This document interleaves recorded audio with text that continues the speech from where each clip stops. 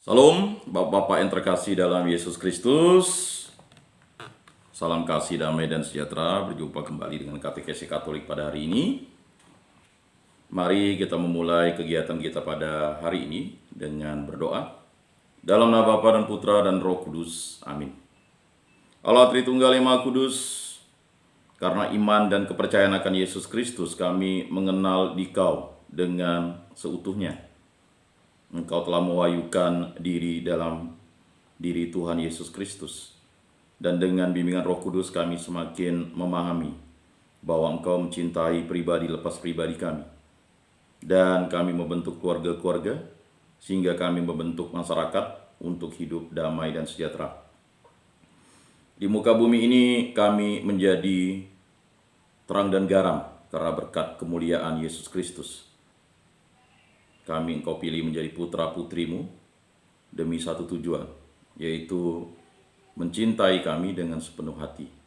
Dan kami harus membalas semuanya itu hanya dengan cinta kasih kepadamu dengan sepenuh hati, segenap jiwa, segenap akal budi, segenap kekuatan, dan mencintai sesama kami seperti mencintai diri kami sendiri.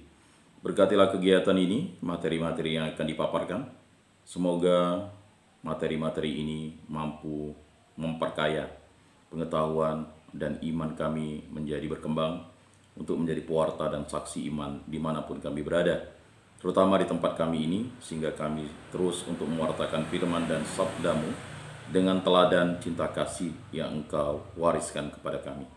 Semua ini kami serahkan dengan perantaraan Tuhan kami Yesus Kristus yang hidup dan meraja kini dan sepanjang segala masa. Amin. Dalam nama Bapa dan Putra dan Roh Kudus. Amin. Bapak-bapak yang terkasih dalam Yesus Kristus, kita masih melanjutkan tentang tema besar kita, yaitu 10 firman Allah. Kita sudah masuk cukup dalam tentang bagaimana mencintai Tuhan Allah dengan segenap hati, segenap jiwa, segenap akal budi, segenap kekuatan, dan mencintai sesama dengan mencintai seperti mencintai diri kita sendiri. Kemarin atau minggu lalu kita telah membahas bagaimana jangan membunuh itu dijelaskan dengan sangat detail. Dan sekarang kita masuk ke topik baru, yaitu hormat terhadap hidup dalam penataan masyarakat. Masih ada kaitannya dengan perintah pertama, kedua, ketiga, keempat, kelima, ke-6, ya, dan terus nanti ke-7, ke-8, ke-9, ke-10, yaitu menghormati hidup merupakan tugas kita bersama. Nah, jadi itu adalah tugas kita bersama, baik kita yang menjadi anak-anak Tuhan dan seluruh umat manusia. Hanya dengan bersama-sama kita dapat menjamin agar martabat manusia tidak diperkosa.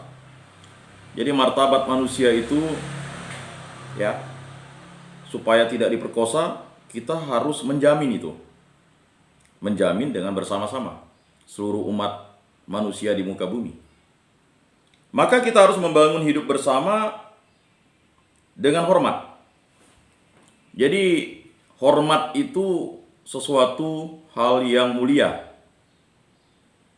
Jadi sama seperti kita mengucapkan salam, ya. Salam ini kan sesuatu yang utama yang kita harus lakukan. Salam, ya, salam kasih, damai, dan sejahtera. Tuhan memberkati, puji Tuhan, hosana, haleluya, ya, kemuliaan bagi Allah di tempat yang maha tinggi.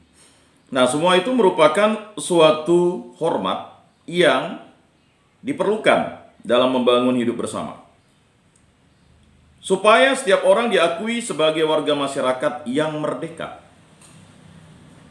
Ya, sabdamu, ya, adalah kebebasan, hukummu, ya kan, adalah kemerdekaan. Jadi apapun yang dilakukan kita di muka bumi ini, kita harus bebas dan merdeka. Hak asasi manusia itu kan dijunjung tinggi supaya manusia itu bebas dan merdeka, ya kan. Jadi sabdamu adalah kebenaran, hukummu adalah kebebasan. Jadi kebenaran yang kita wartakan adalah kemerdekaan, kebebasan. Tapi kalau membelenggu orang sehingga orang itu menjadi budak, ya artinya kita tidak bisa menjadi manusia yang merdeka. Dan dapat berpartisipasi serta aktif ikut membentuk hidup masyarakat. Jadi Bapak-bapak yang terkasih, ya, pro ecclesia et patria, demi gereja dan tanah air, ya kan? Jadi semboyan itu merupakan sesuatu yang mesti digemakan. Setiap orang harus mendapat kesempatan menurut kebutuhannya, mengambil bagian dalam kekayaan dunia yang ditawarkan kepada semua orang. Jadi yang kaya itu dunia. Manusia mengolahnya. Banyak orang berpikir orang itu di dunia itu bisa super kaya. Kita tahu ada beberapa negara yang bangkrut, seperti kemarin yang sempat saya bahas. Lalu mentang-mentang ada negara yang superpower, ekonominya bagus, membeli negara itu, dan akhirnya negara itu harus menjadi tidak merdeka. Dari negara merdeka menjadi tidak merdeka karena masalah uang. Padahal itu bukanlah bagian dari masyarakat yang hidup bersama untuk membangun tata dunia. Ya, kekayaan itu diambil dari dunia, ditawarkan kepada semua orang. Masyarakat harus ditata secara bertanggung jawab untuk menghormati pribadi manusia. Jadi sehebat apapun mengatur dunia, kalau kita tidak menghormati pribadi manusia, berarti kita tidak bisa membangun tata kelola masyarakat yang bertanggung jawab. Masyarakat yang ditata demi hormat pada martabat manusia, itulah yang disebut masyarakat adil. Jadi harapan kita ketika kita menata masyarakat atau pribadi kita dengan hormat pada martabat manusia, itulah yang disebut masyarakat adil. Di setiap zaman, orang harus selalu mencari jalan untuk menata hidup sosial dengan adil. Jadi, keadilan itu adalah sesuatu yang harus diperjuangkan terus-menerus. Di zaman sekarang ini, atau di zaman kita, banyak soal baru yang menantang kita. Nah, ini ada persoalan-persoalan baru yang menantang kita. Seperti urbanisasi dan migrasi. Ya. Kepadatan penduduk dan pengangguran. Di Kalimantan Barat atau di kota Pontianak mungkin di beberapa titik saja atau tempat area yang padat penduduknya. Ya. Kemudian kekerasan dan korupsi. Nah, ini menjadi momok yang terus harus dilawan dengan prinsip-prinsip menghormati martabat manusia dan terus memperjuangkan keadilan. Berhadapan dengan sekian banyak masalah baru, jemaat-jemaat Kristiani setempat hendaknya. Ya.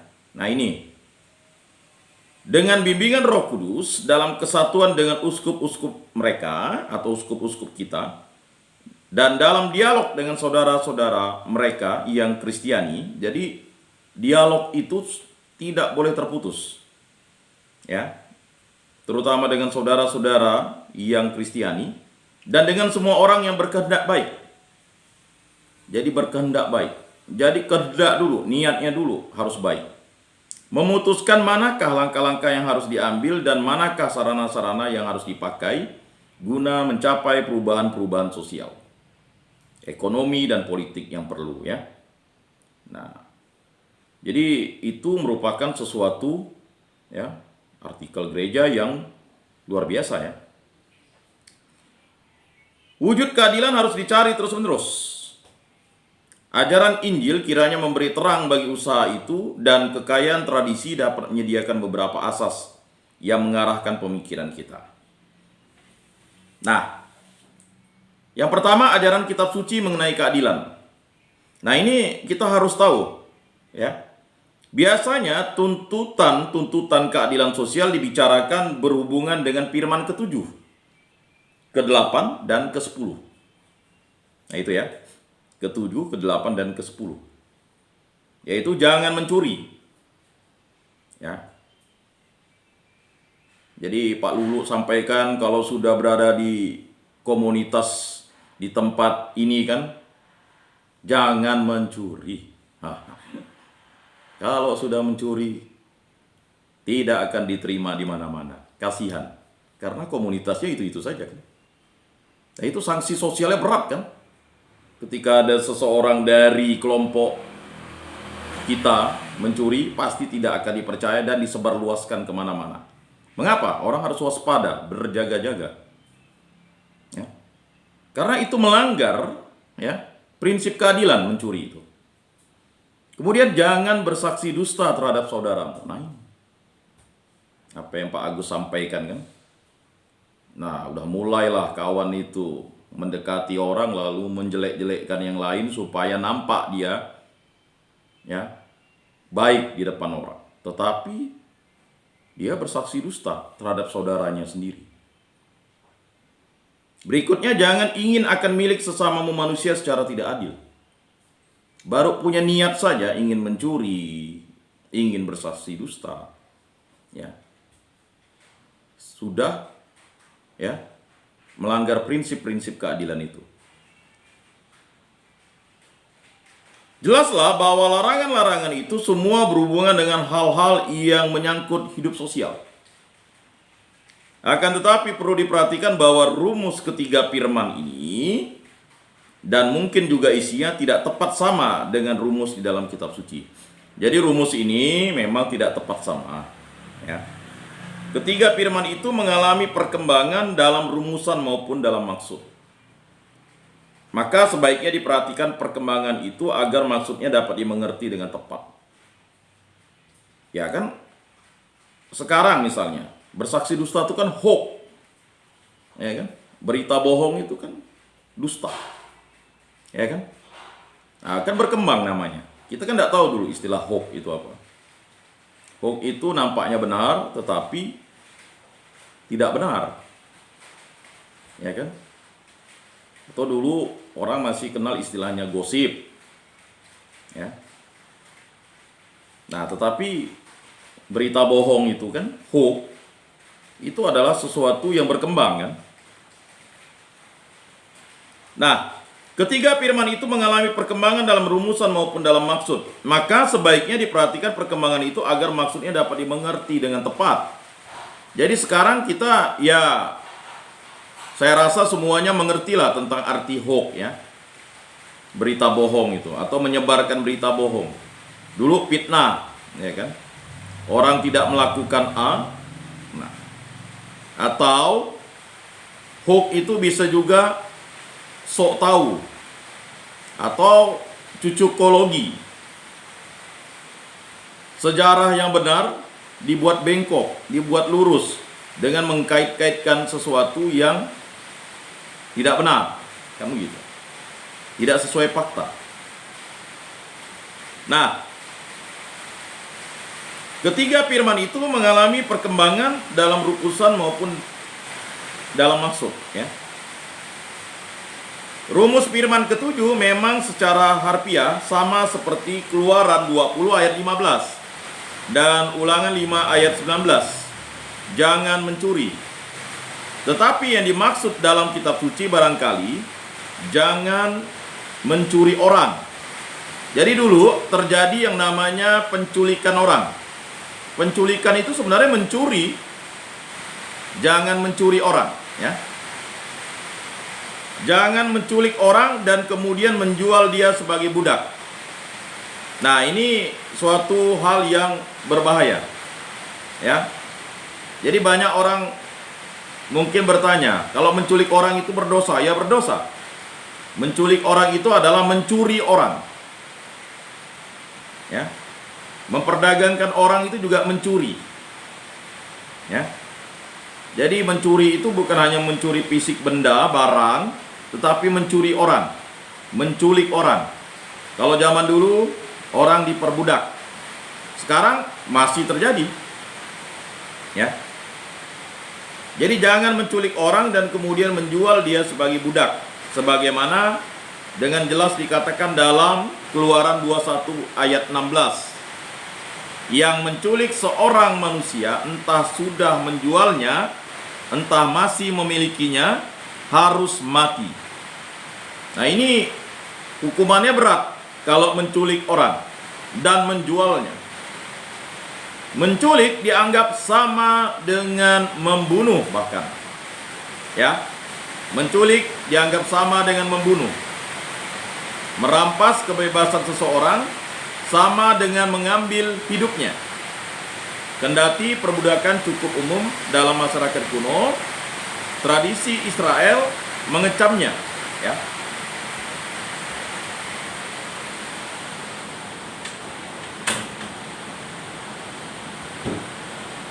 Jadi, saya kembali lagi, ya. Menculik dianggap sama dengan membunuh. Merampas kebebasan seseorang sama dengan mengambil hidupnya.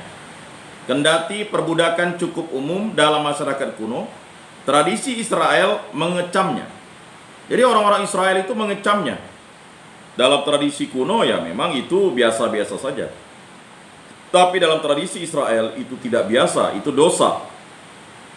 Kalau seseorang kedapatan menculik salah seorang saudara, seorang Israel dan memperbudak dia, maka harus matilah si penculik itu. Jadi hukuman bagi si penculik itu pada zaman Israel itu adalah hukuman mati. Ya. Ulangan 24 ayat 7. Orang Israel tidak boleh diperbudak sebab mereka itu hamba-hambaku yang kubawa keluar dari Mesir. Jadi orang Israel itu sudah ditebus oleh Allah melalui perantaraan Nabi Musa. Ya, maka mereka tidak diperbudak lagi. Tetapi kalau ada orang Israel sendiri lalu menculik saudaranya dan memperjual dia atau memperbudak dia, maka orang yang menculik itu harus dihukum mati. Karena dia melanggar firman Tuhan. Melawan Allah. Ya. Nah, itu bisa kita lihat di situ di Imamat 25 ayat 42. Kalaupun untuk melunasi hutangnya seorang Israel terpaksa menjual diri dan keluarganya, mereka harus dibebaskan pada tahun ke-50. Nah, beberapa waktu tahun lalu kita pernah menyinggung itu. Tahun ke-50 pada tahun kesukaan Tuhan. Jadi orang Israel itu punya tahun ke-50. Ya. Maka mereka harus dibebaskan. Kalau itu pun terpaksa menjual diri dan keluarganya. Nah, jadi pada tahun ke-50. Jadi ada tradisi yang luar biasa dalam tradisi Israel. 50 tahun itu orang dibebaskan dari perbudakan. Dalam masyarakat kuno Timur Tengah, perbudakan pertama-tama berarti kerja paksa untuk melunasi utang. Jadi banyak mungkin yang mengatakan apa sih perbudakan itu?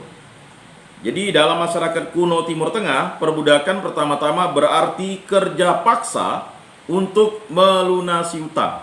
Nah itu. Selain itu ada budak-budak tawanan perang atau orang asing dari luar negeri yang dijual di Israel. Jadi misalnya orang bangsa-bangsa lain itu lalu diperangi, lalu mereka dikurung, lalu mereka mungkin sudah cukup sulit untuk memberi makan, ya dijual untuk dijadikan pekerja paksa. Orang yang lahir dari budak otomatis menjadi budak. Nah, kita tahu seorang penulis Injil bernama Lukas itu adalah seorang budak pada awalnya. Ya. Maka dia wajib melaksanakan kehendak dari tuannya, menjadi seorang tabib atau dokter. Mengapa tuannya tak perlu sekolah, budaknya harus sekolah? Ya, karena nanti kalau budaknya sekolah, kerjanya bagus. Ya kan? Ada kalanya dalam masyarakat feodal, budak-budak diperlakukan sama seperti orang biasa. Ya. Dalam masyarakat modern, orang yakin perbudakan menginjak martabat manusia. Jadi pada masyarakat sekarang ya perbudakan adalah menginjak martabat manusia. Agama Kristen ya kendati menegaskan bahwa semua orang anak Allah, tidak menentang praktik perbudakan di masyarakat Romawi kuno, tetapi mengajarkan sikap praktis yang manusiawi terhadap para budak. Ya. Jadi kita tidak berkonfrontasi dengan itu karena apa? Karena ya, masalah perbudakan ini adalah masalah perintah-perintah ya negara-negara tertentu. Maka gereja melihat itu ya dengan cara mengajarkan sikap praktis yang manusiawi terhadap para budak. Dalam praktik khususnya pada masa perang, ajaran Yuman itu sering dilupakan. Jadi Yuman namanya. Dibutuhkan waktu amat lama sampai keyakinan iman akan Allah yang menebus semua manusia terwujud juga dalam usaha menghapus perbudakan. Jadi orang-orang Kristen itu harus berusaha terus menghapus perbudakan, tetapi dengan cara cinta kasih. Bahkan pada waktu di Eropa Barat perbudakan mulai dihapus, di daerah jajahan Spanyol dan Portugis, Inggris dan Belanda malah dikembangkan. Jadi ada 4 negara nih, waktu di Eropa Barat sudah dihapus perbudakan perlahan-lahan, justru Spanyol, Portugis, Inggris dan Belanda malah mengembangkannya. Protes dan akal ya, protes dan aksi sosial para misionaris berdampak sangat kecil. Jadi para misionaris itu memang melakukan aksi dan protes, tetapi dampaknya kecil. Karena apa? Karena yang melakukan kegiatan perbudakan itu juga, ya kan, cukup banyak, cukup besar. Dan kadang-kadang diakhiri dengan pengusiran para misionaris. Jadi jangan kita pernah mengatakan di Indonesia ini, ya, agama Katolik dan agama Kristen Protestan itu adalah agama penjajah. Para misionaris itu menentang perbudakan. Jadi kita jangan menerima itu, karena tidak ada agama perbudakan itu atau agama penjajah itu. Penjajah tidak punya agama, dia hanya punya muatan politik, muatan untuk memperbudak orang, menguasai, ya kan, orang, menguasai, ya kan, lahan-lahan untuk ya kemakmuran dirinya atau penguasa di balik itu. Ya. Jadi protes dan aksi sosial para misionaris berdampak sangat kecil. Gerakan revolusioner di abad ke-18 dan ke-19 berusaha supaya perbudakan dihapus secara radikal. Jadi radikal itu sampai ke akar-akarnya mau dihapus. Mengapa? Karena tidak sesuai dengan ajaran cinta kasih dan tidak sesuai dengan hak asasi manusia. Pada tahun 1948, dalam deklarasi hak-hak asasi manusia oleh PBB, institusi perbudakan secara resmi dilarang. Nah, jadi itu sudah dilarang tahun 1948. Ya, dengan deklarasi hak-hak asasi manusia oleh PBB. Namun sampai sekarang tetap berlaku. Peringatan Paus Leo ke-13, buruh jangan diperlakukan sebagai budak. Ya, maka di Eropa Barat itu ada partai buruh. Ya, Paus Leo katakan buruh jangan diperlakukan sebagai budak. Maka mereka punya jam kerja 32 jam. Satu hari bekerja 8 jam, istirahat 1 jam. Ya. Kita belajar saja ada istirahat. Apalagi orang yang bekerja 8 jam. Ya. Firman ke-10 biasanya dihubungkan langsung dengan firman ke-7. Jangan mencuri dan jangan ingin akan milik sesamamu manusia secara tidak adil.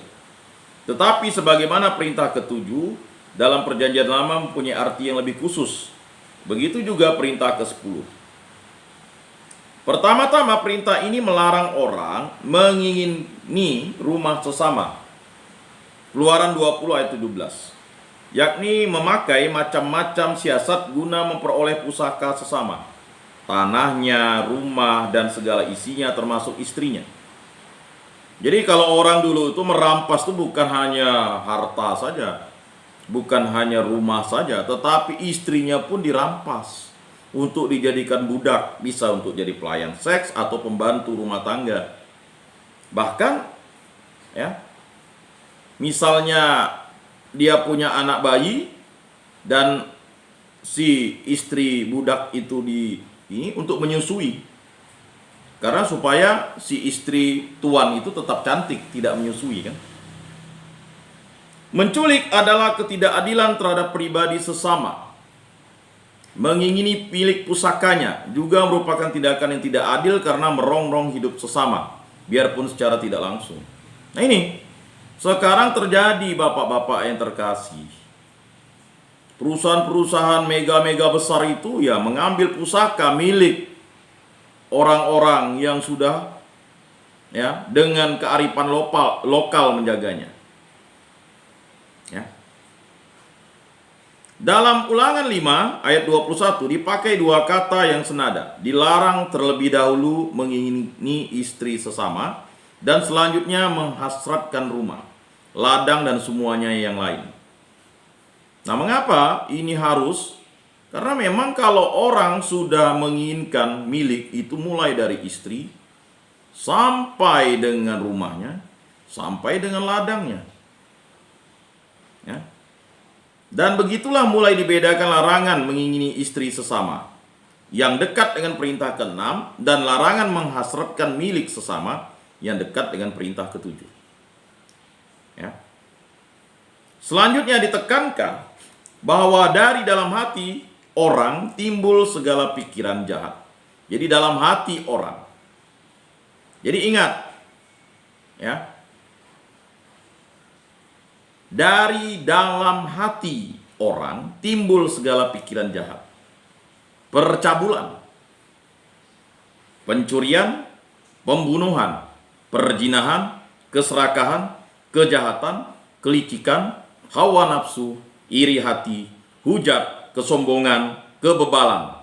Markus 7 ayat 21 sampai 22. Jadi kalau bapak-bapak menjelaskan, orang kan bertanya, dari mana sih muncul? Yaitu muncul dalam hati orang. Ya. Keadilan mulai dalam pikiran dan hasrat hati, dan tidak hanya menyangkut kebebasan sesama atau harta pusakanya, tetapi juga nama baiknya dalam kepastian hukum. Dalam firman ke-8 dikatakan, jangan bersaksi dusta. Kitab suci tidak berkata saksi dusta terhadap sesamamu, melainkan saksi dusta tentang sesamamu. Sebab semula perintah ini menyangkut kesaksian di pengadilan. Jadi sumpah palsu di pengadilan awalnya. Mengapa? Karena zaman itu orang yang punya duit, kuasa, dan memiliki pengaruh itu bisa melakukan suap terhadap saksi. Sehingga banyak orang yang tidak berdosa atau tidak bersalah lalu dihukum, bahkan sampai dihukum mati untuk tindakan kejahatan yang tidak pernah dilakukannya. Dengan kesaksian palsu orang dicelakakan karena ia dihukum tidak adil. Ingat Yusuf, apa yang terjadi? Yusuf ya harus dihukum karena dituduh ya ingin memperkosa istri Potifar. Padahal istri Potifar lah yang merayu Yusuf. Dan Yusuf karena dia tahu bahwa dia harus mengikuti hukum Tuhan, ya, jangan menginginkan istri sesamamu manusia, dia menolak dengan tegas. Lalu istri Potifar mengoyakkan bajunya dan Potifar datang. Ya, Potifar pun terkejut. Yusuf yang baik dan benar ini kok bisa seperti itu? Tetapi apalah daya Potifar, karena istri Potifar yang cantik dan seksi itu, ya kan, lebih menyukakan, ya kan, menyukakan Potifar. Tapi akal sehat Potifar ya, akhirnya ya istri Potifar itu bersaksi palsu. Ya, akhirnya Yusuf dijatuhi hukuman. Ya. Nah, dan tata keadilan dijungkir balikkan ya. Sebetulnya masalahnya bukan bohong, melainkan tidak adanya lagi kepastian hukum yang dapat diandalkan. Jadi bukan hanya sekedar bohong, tetapi ketidakpastian hukum. Jadi kalau bapak yang terkasih dihukum akibat ketidakpastian hukum, itu berbahaya. Maka dikatakan dalam Keluaran 23 ayat 1 sampai 3, 6 sampai 8. Jangan menyebarkan kabar bohong. Jangan memihak si jahat dengan memberi kesaksian salah. Jangan membiarkan diri diseret ke dalam kejahatan oleh massa. Jangan kalau memberi kesaksian dalam pengadilan bersekongkol dengan orang kebanyakan untuk membelokkan keadilan. Jangan berat sebelah terhadap orang kecil dalam pengadilan. Jangan merampas hak orang miskin di pengadilan. Jauhi penipuan. Jangan membunuh orang baik dan benar. Jangan menerima suap.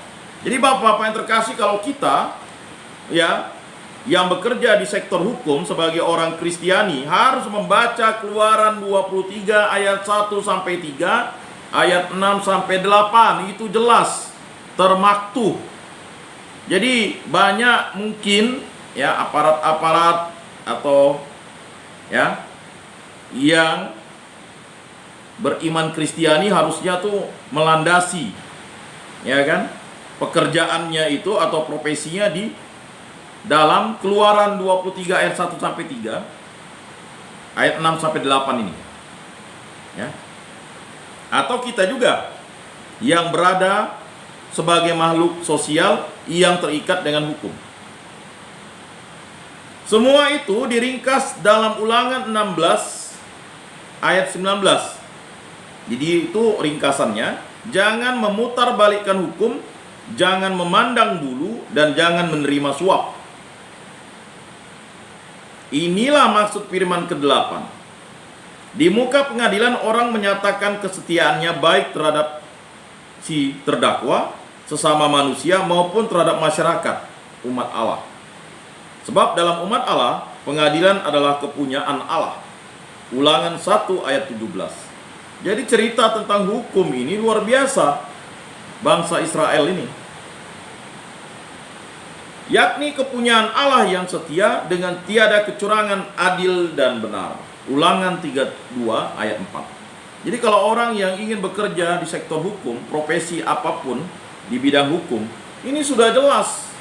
Keluaran 23 ayat 1 sampai 3, 6 sampai 8, lalu Ulangan 16 ayat 19, Kemudian Ulangan 1 ayat 17 dan Ulangan 32 ayat 4 itu menjadi landasan kita untuk bekerja di sektor hukum. Dalam umat Allah, keadilan itu bersifat sosial dan religius sekaligus, karena dalam umat Allah hidup adil diatur sesuai dengan hukum. Dan dengan hidup adil diwujudkan perjanjian Allah dengan umatnya. Jadi keadilan itu adalah perjanjian Allah dengan umatnya. Hukum macam itu diberikan Tuhan dengan perantaraan Musa.